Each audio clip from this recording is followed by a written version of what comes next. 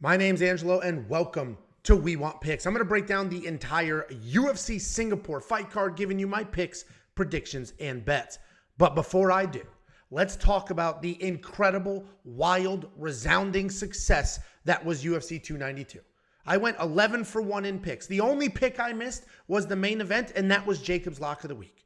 I hit every single bet in this video, in the betting video, everywhere. I hit every bet that I put on every board, everywhere. The safety parlay hit. We literally did everything you could ever imagine doing and having success betting on a UFC card. The safety parlay is now up 21.71 units all time. It's still sitting at a 70% hit rate, and I have hit 7 out of the last 8. That's a premium member exclusive. Jacob hit another lock of the week. Do you know there were people sitting in ice baths calling if you bet on Sean O'Malley, you're a casual, like this ridiculous gimmick? Jacob was warm. He was toasty. He had a blanket pulled up to his neck. Comfortable as hell. And Sean O'Malley absolutely crushed. We did all the things, but we weren't the only ones. I'm going to hit play on this video. Normally I show the tickets. I'll piece through them. They're messaged to me. I'll show them on. We got so many winning tickets from premium members, it was literally impossible for me to do that. We had over $100,000 in winning tickets from premium members thrown into the Discord, DM to me, sent to me. Thanks for this. Thanks for that. Look what we did. Thank you so much. It is absolutely incredible what our premium members are able to do. I am filming this at 7 o'clock in the morning on Sunday, which means there is a boatload of tickets that still have not been sent to me because not everybody wakes up as early as I do. It is insane what premium members are doing. It is insane what we give you for premium membership. And it's insane if you're not a premium member. It's freaking $10 a month. Just go to WeWantPicks.com, click Become a Member. It's not just bets. It's also ownership projections for DraftKings. Our DraftKings ownership projections crushed again. This is like the 5th week in a row that I've done this. Every single week in and week out, we have the best DraftKings ownership projections. But wait, we also have the best FanDuel projections. These are objective numbers. This is not an opinion. This is literal fact. And you can take our numbers, compare them to the Awesomos, to the Roto Grinders, and these massive conglomerate companies that are charging over $100 a month. We're charging $10 to give you everything under the sun. And the reason we do that is I am in the volume business. I would rather have 10,000 members at $10 than trying to convince you I'm worth $100.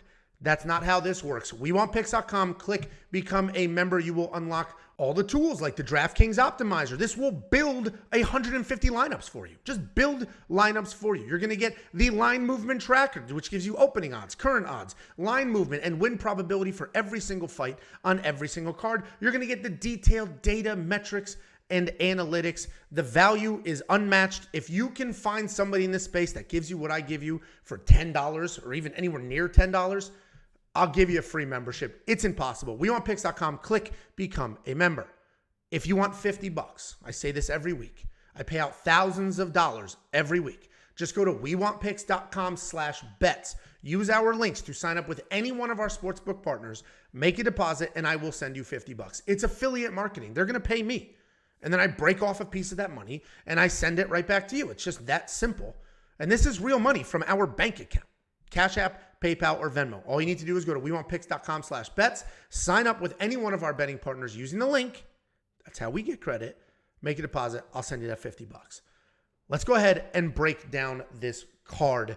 This is an interesting card. This feels somewhat like UFC 292, where there's a lot of obvious favorites, a couple of weird landmines that are potentially lurking in the shadows. But I am thankful this wasn't a card. Sometimes they just load it up with local talent nobody's ever heard of, and they didn't do that. Every single person on this card outside of one has fought in the UFC. So let's go ahead and break it down. We got Seung Choi taking on Jarno Errens to open up this card. Seung Choi is a clean striker. He fights tall. He throws with power. He does a really good job utilizing leg kicks. And at times, he uses them like a jab. He's a technical striker. He sets up his takedowns well, and he uses those to sort of lock up and clinch rounds at the end. Despite being as well-rounded as he is riding a 3-fight losing streak, the most recent of which was a TKO loss to Mike Trizano, where a literal double knockdown happened. They both hit each other. They both fell down. He's taking on Jarno Errens. Jarno Errens is a decent prospect. He's got solid striking, solid takedowns when he needs them. He is primarily a striker who likes to come forward and dictate that pace. He does a very nice job working the body and the head, as well as mixing in kicks. He throws everything with power, which makes him dangerous, but he does also set him up to be taken down. I wanted to start this breakdown off, right, picking an underdog. Because at first glance, you're going to see that Choi is on a rough stretch. He hasn't won in 2 years. He's gotten finished in all of those losses. But if you move past the sort of red and green circles on Tapology, like the records in their last 5, you'll see that not only is Choi only 30 years old, I feel like I've been breaking this guy down forever. He's only 30 years old. He's a quality fighter, and so are his losses. His first UFC fight was Movsar Evloev.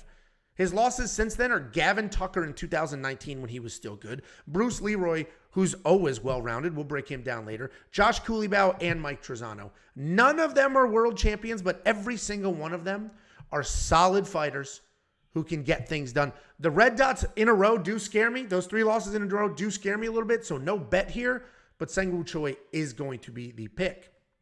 Then we have Yusaku Kinoshita. Nope.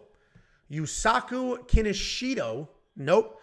Then we have Yusaku Kinoshita taking on Billy Goff. Yusaku Kinoshita is a slick and powerful striker with incredible defense and counter striking. He moves his head out of the way just enough, and then he'll fire back immediately. If you check out his Contender Series win, you'll just see how powerful he is. While his striking is slick, his takedown defense is not. He gets taken down very easily, but he does have a decent get-up game. He is, however, coming off the TKO loss to Adam Fugit, where he was taken down 4 times and then stopped in the first. But again, really good get-up game, right? Taken down 4 times. Oh, takedown defense sucks. Correct. 4 times in the first round. That means he got up 3 times. He's taking on Billy Goff. He's a well-rounded guy. He's got clean boxing, solid clinch. He also has very good wrestling and grappling, and he uses that if he gets into trouble. He'll catch a kick. He'll shoot a takedown. When he does get a takedown, his top control is absolutely incredible. He has really, really heavy pressure. Solid cardio. He'll push a pace, but he was dropped in that Contender Series fight, and that's going to raise some questions about his chin. I get that Goff was dropped, right? I just mentioned he was dropped in that Contender Series fight. But I have no idea why he's a plus 140 underdog in this fight. We just watched Kinoshita. Jesus Christ. It's because I talk too fast. That's why I struggle with some of these names, all right? Some of you comment that I have a lisp. I definitely don't have a lisp. Yeah, don't get me going on a rant here. Anyway, we just watched Yusaku get absolutely ragdolled in that fight. He was taken down at will. He obviously has big power, but if he can't defend Goff's takedowns, he cannot win this fight. Goff's top pressure is much better than Fugit's. The ability to just hold somebody down is much, much better. And so are his hands. I like Connecticut's own Billy Goff to get the win. And I have a full unit on him at plus 140, which if you know me, a full unit on an underdog, I'm not Jacob. Conservative age. So full unit, big bet for me for an underdog. Then we have Toshiomi Kazama taking on Garrett Armfield. Toshiomi Kazama is a solid grappler. He's averaging about 2 takedowns per fight, or at least he was in the Road to UFC tournament. His takedown defense can use some work, but even when he is taken down, he has slick enough BJJ to scramble, sweep, or even submit people. He is a grapple-first fighter. He can be a bit chinny on his feet, though. He's coming off that KO loss to Rinya Nakamura, where he was knocked down twice and he was finished in under a minute. He's taking on Garrett Armfield. This kid's a technical striker. He doubles up his jab. He switches his stance really well. He's always working forward, but he stays controlled, and he doesn't take too many risks. He does a good job kicking the legs before coming up to the head. He's got solid takedown defense, and while he doesn't typically look for offensive takedowns, when he does, he's got clean power, and he runs right through them. He's coming off a short notice UFC debut loss to David Onama, where he was taken down and submitted. This is an interesting matchup, though, and it's a tough fight to call, because Kazama is chinny, but he's got really slick BJJ, and if he gets you down, you can have some real success there. Garrett has very solid power in his hands, but he can get pushed around. He can get submitted. I am still going to slight lean Garrett here because he's just a more well-rounded fighter, But Kazama could absolutely win this fight. I would be far more confident in Garrett if he did a better job of dictating fights, right? If he came forward, if he pushed his will, if he made people fight his fight. But there's just too much tape where he ends up fighting to his opponent's style instead of implementing his own game plan. Right now, Armfield is a minus 155 favorite. I'll keep an eye on that. That line might tighten, and then there could be an opportunity there. But for now, I'm just going to be watching this one from the sidelines. Then we have Liang taking on JJ Aldrich. Did you hear the hatred in my voice when I said that name? You're going to see that Liang has 19 wins with 17 stoppages, but if you look a little closer, you're going to see that it was a very padded record for the most part. Any of the real names in the Liang sort of record were losses. All of the other ones were wins against nobodies. Style-wise, she's a relentless wrestler. She does have takedowns. Zero game plan outside of that. She is a threat to dominate with wrestling, but regardless of what her record says, she's not a threat for a submission or a ground and pound TKO. She's coming off that loss to Silvana Gomez Juarez, where she threw wild chase takedowns, but then she was ultimately slopped on a sloppy takedown attempt. Maybe I do have a lisp. She's taking on JJ Aldrich. JJ Aldrich is a grinder. She's a decent striker. She's got good takedowns, great top pressure. She fights well within her skill set and doesn't really take any risks. She is primarily a striker, but she does have a negative striking differential, and she ends up relying on volume to try to squeak out wins. She's dangerous nowhere, decent everywhere. She's coming off that fight with Ariana Lipski. She was a minus 440 favorite against Ariana Lipski. You remember that? I do. It ruined everything. I nearly lost my house on that bet. JJ's going to win this fight. She's literally better everywhere, but she's dead to me. And I might bet on Liang just straight up out of spite. Because what JJ Aldrich did in that last fight was absolutely atrocious. Absolutely atrocious. Anyway, she's got all the talent, none of the fight IQ. You can't trust her with your money, especially at these ridiculously insane odds.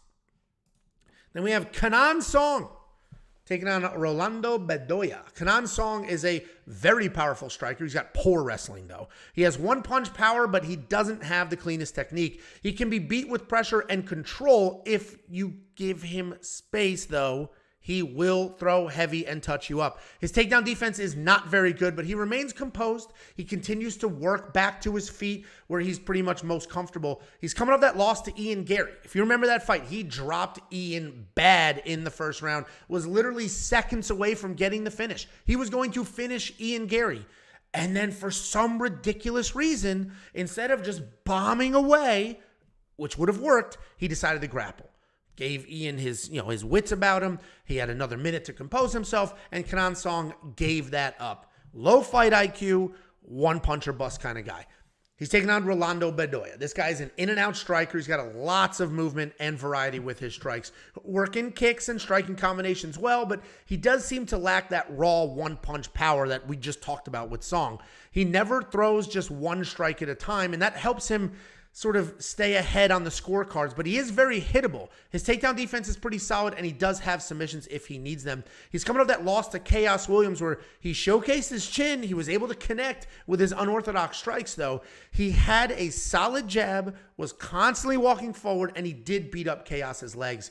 Cards like this are actually pretty hard to bet, where the fights seem obvious, but there's not a lot of value. Rolando Bedoya should win this fight. He's got good enough chin to where Song's power probably won't matter.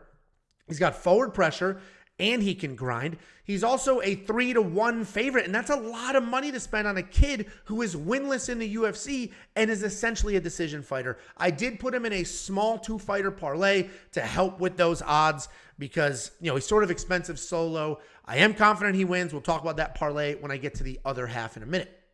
Then we have Chidi Njokuani taking on Michal Oleksiejczuk. Nope. Again, Jesus Christ. Do I have a lisp? Chidi Njokuani is a very good striker with speed, power, and solid distance control. He's not a high volume guy, but he does stick and move really well. His feet are never in the same place for a very long time, and people have a really hard time getting to him. If you are able to get inside the reach and work your way to his legs, you can potentially have some success with takedowns. He is coming off that close loss to Albert Duraev. He's taking on Michal Oleksiejczuk.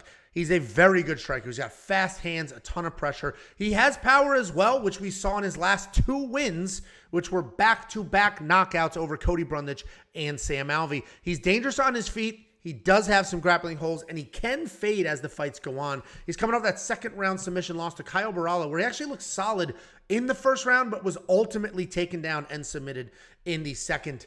What I love about Chidi Njokuani is not only is he insanely dangerous, he carries his power late. He can even work in the occasional offensive takedown. What I don't love about Chidi is he can be low volume and he can let others dictate the pace. He will always be faster. He'll always be more powerful, but at times he'll just back up and circle. Chidi will be the pick here because while Michal does have a solid chin, he gets hit. I can see him falling behind on the judges' scorecard.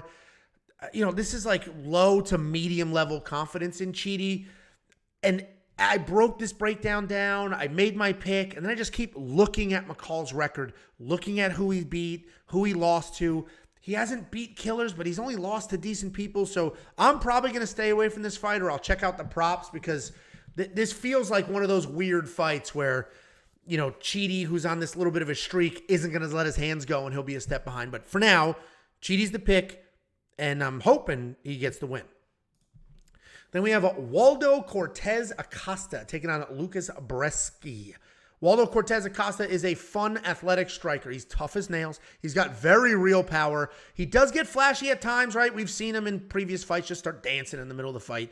He lands an incredible 7 significant strikes per minute, and he has showed us on numerous occasions how physically tough he is. He's coming off that decision loss to Marcos Rogerio de Lima, where he had some really nice striking exchanges, but he lost because of the takedowns. Lukasz Brzeski is a well-rounded heavyweight. He's got solid power, solid speed, decent takedowns himself, and then nice leg kicks. He's very athletic, and he has no problem working spinning attacks in. And the problem with Lukasz, though, if you dig into his fights, if you watch tape, and I've mentioned this every time we broke him down, he will literally turn. He doesn't want to be in a firefight. If you start throwing at him, he'll turn his head. He'll react way too much to the strikes coming his way.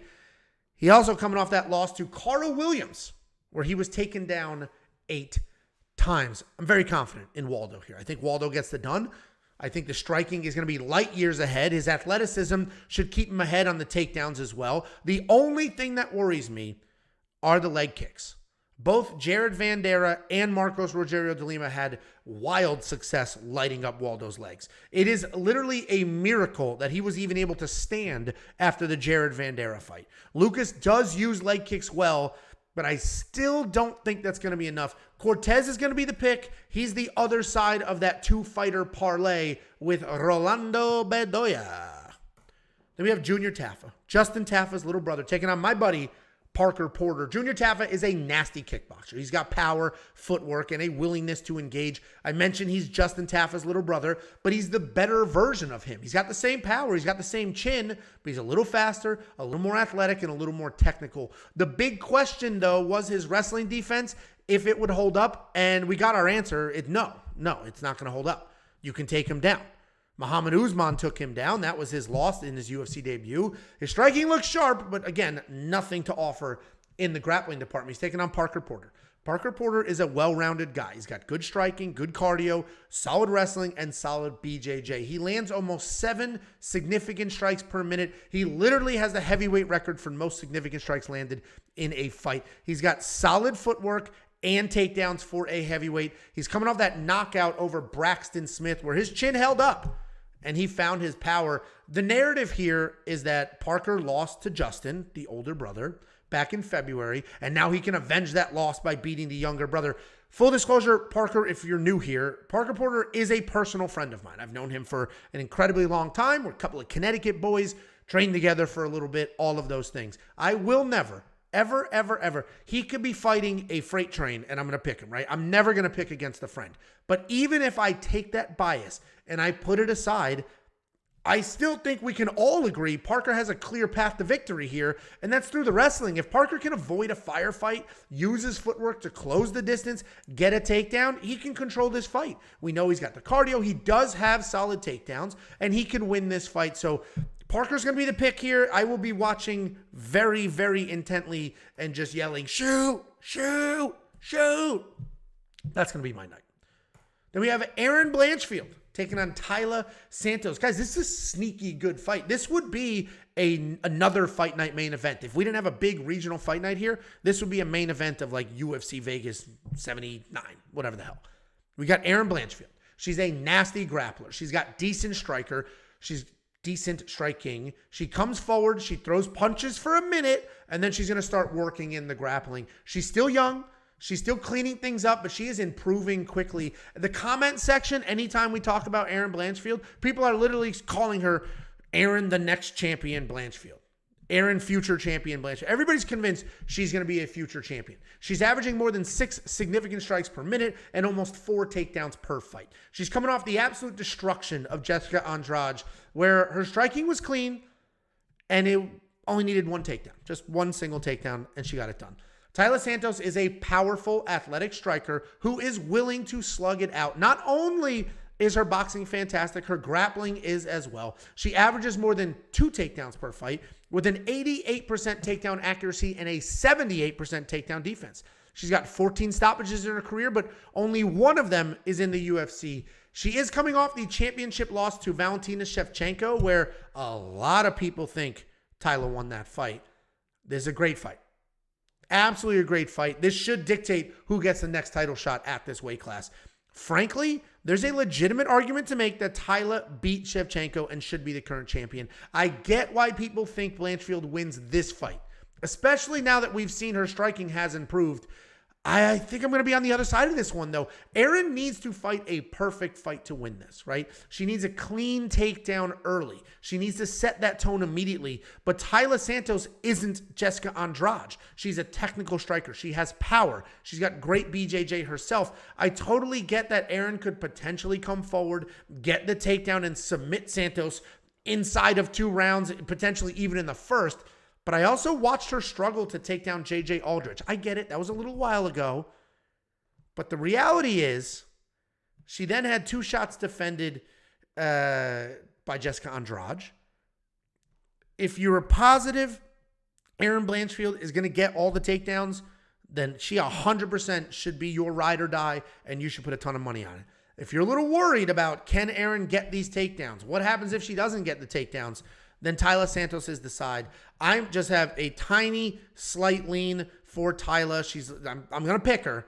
This should be almost even money. Erin Blanchfield to be a 2-1 favorite right now is actually a bit surprising. Let me know in the comments. I know a lot of people are going to disagree. People love Erin Blanchfield, and I get it. I get it. But if she can't dictate that wrestling pace, Taila Santos is not J.J. Aldrich. Taila Santos will light her face up. Then we have Rinya Nakamura, and he's taking on Fernie Garcia. Rinya Nakamura is a fantastic wrestler. He's got high-level wrestling experience and incredible submissions, but he's not a desperate grappler. He's not Neil Magny wiping his own ass on the canvas floor. He will shoot real takedowns. He will work real submissions.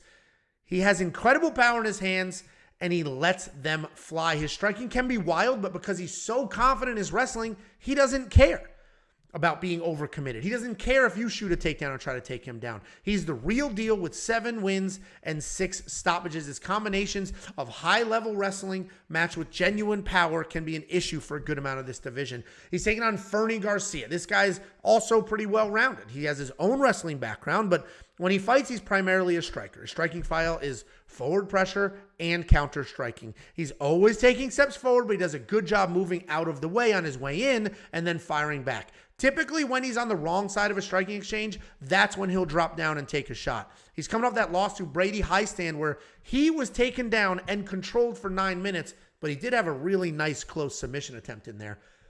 This should be Rinya all day long. That's no secret. He's a minus 700 favorite. If you're new to betting odds, that means he's a 7-1 favorite. You would have to lay out $700 to win $100 back. That's an insane price for a relatively untested guy. The reality is he is a high-level wrestler. He's got powerful striking, good grappling. He should be way too much for Garcia, and a win is all but guaranteed, but this is MMA. We've seen crazier things happen. Rinya's the side 99 out of 100 times, but I'm not spending minus 700. That's just, there's two schools of thought there, because some people are like, those are the odds. Like, it's basically free money. Yeah, you have to put it on the board, but it's basically free money. You'll get it back.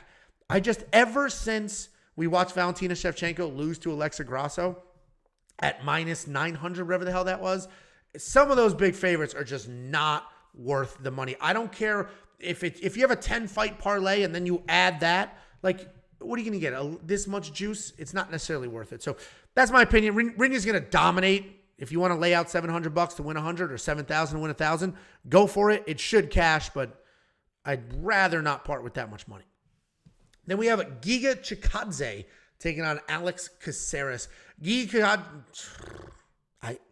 if it's not a lisp, there's definitely something wrong with how I talk. I don't know what it is, and if there's any speech pathologists out there, you let me know. But I guess I do struggle.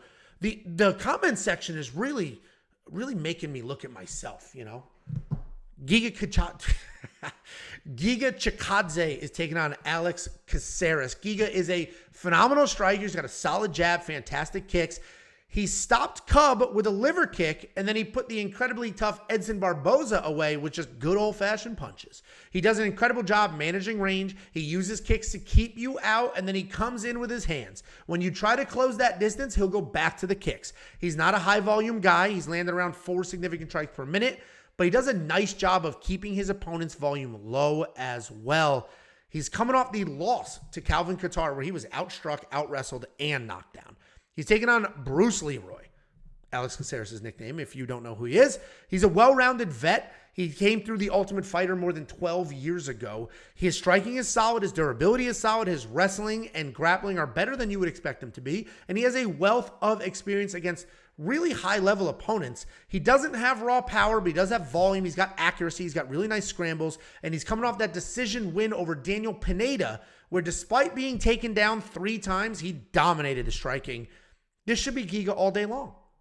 He's going to be the much better striker, the far more dangerous guy. And up until the Calvin Kattar loss, he was on strike for a title.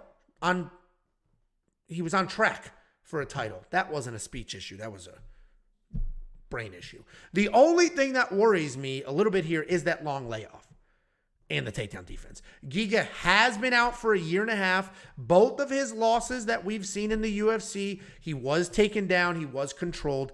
Even in a few of his close losses, he was taken down close wins. He was taken down multiple times and controlled.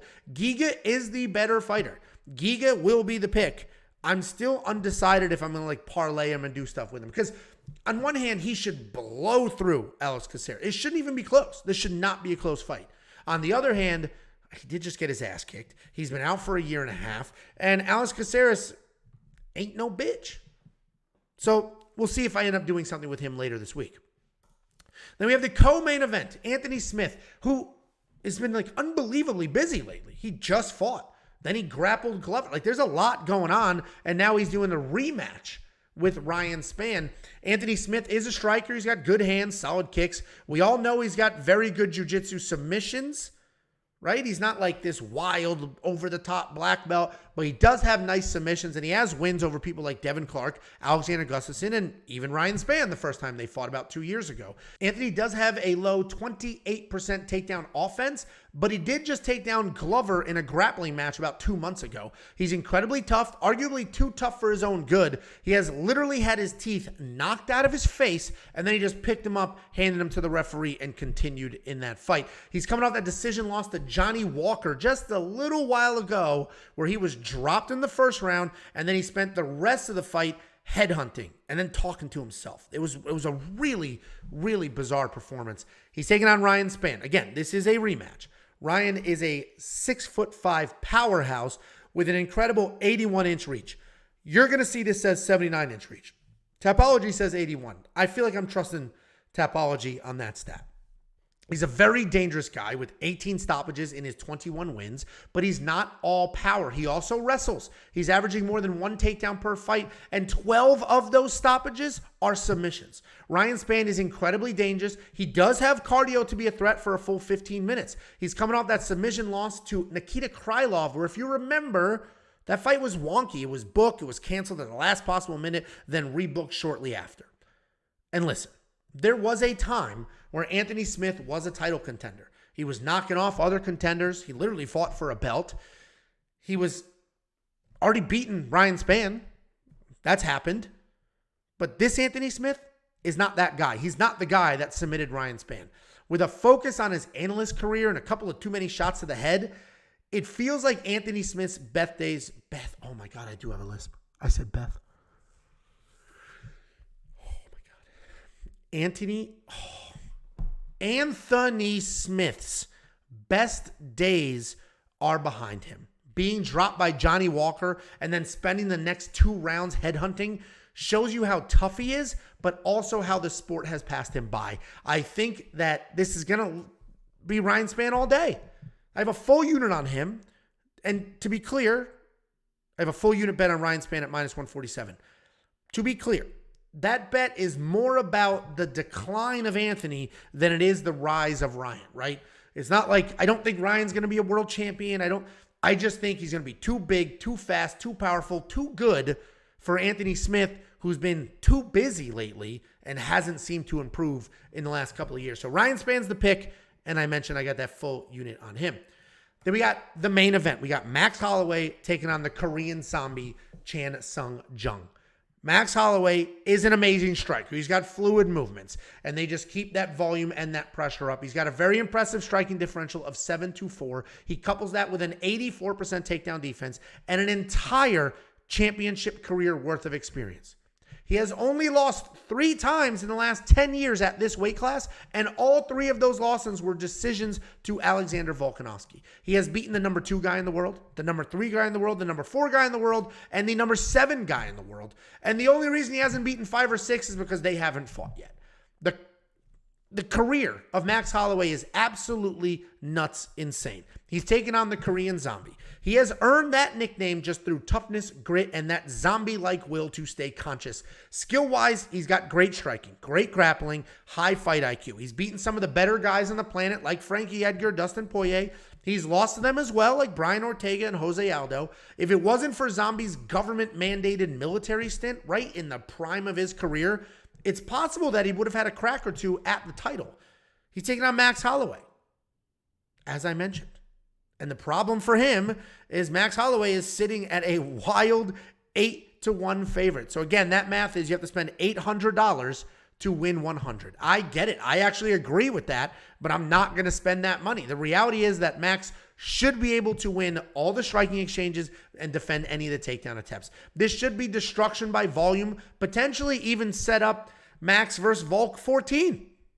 He's just going to keep getting shots of the title if he keeps knocking off these contenders. The reality is that Max is only 31 years old. Every time I break him down, every time I do the graphics, I am just always shocked at how young Max Holloway is. I feel like this guy has been fighting for 20 years. I feel like any day now he's going to look ridiculously old, be ridiculously chinny. I mentioned the striking differential of like 7-4. That's an amazing striking differential if you're not landing 300 strikes a fight, meaning he is hit a ton. He gets hit a lot, but his chin holds up. He hasn't looked old. He hasn't looked slow. He hasn't looked chinny. And for all of those reasons, Max Holloway has to be the overwhelming pick. Clearly, he's a giant favorite. I'm not going to do anything. You could parlay him and Rinya and make $1.89 if you want to do that. I'm not going to do it, but Max Holloway is the pick. This is a sneaky good card. Should be a lot of fun. Guys, let me send you that $50. Go to WeWantPicks.com/bets. Use our link to sign up with any one of our betting partners, make a deposit, and I send you $50. I pay out thousands of dollars a week. You can then use that money to become a premium member. And premium membership, we talk about all the bets. Look how well we did in the two. It's so much more than just some copy-paste bets. I know everybody wants to hop in, copy-paste, oh, I'm rich. And this weekend, that worked for you. The reality is it's also about enabling you, giving you the tools, giving you the information teach a man to fish. One of the things we have are courses. We have a full-blown beginner's guide to DraftKings course, which is going to walk you through how to play DraftKings Fantasy, how much money you should spend, what type of contest you should enter, and all of that. We also have the tools like the line movement tracker. We also have the detailed data, metrics, and analytics. We also have other people, me, Jacob, Artem, the Pick Doctor, and we're adding another crew shortly that's going to be giving you phenomenal insight, picks, bets, and all of those things. Guys, WeWantPicks.com. It is only $10 a month. Just click Become a Member at the top.